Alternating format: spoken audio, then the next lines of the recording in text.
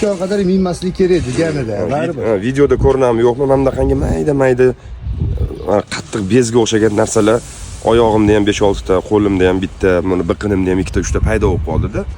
Keyin buni men doktorga olib borib nima bo'lsam hech kim bilmayapti-da. Oxiri bitta fizik aytdiki, inson dedi magnit mana shu maydonda qolsa-da, organizmida dedi. Sizlar yosh bo'lganinglar uchun organizminglar deyapti, o'sha magnit to'lqinidan hosil bo'lgan zararlarni yig'ib qo'yar ekan mana shu terining ichiga. Organizmga yig'ib qo'yar ekan mana shunaqa qilib. Men bilmayman, balki buni umuman ziyoni yo'qdir, lekin men shunday deb o'yladim. Elektromobil olmoqchi bo'lganlar oxirgi marta yana bitta o'ylab ko'rishlarini tavsiya qilaman. Chunki mashina baribir magnit maydonini ustida o'tirasiz, iloji yo'q. Mana misol uchun telefonda kechqurun ma'ruzalar eshitib yotib uxlab qolaman, ertalab tursam boshim og'rib uyg'onaman. Nimaga? Chunki bundagi magnit maydoni hosil bo'ladi. Ertalab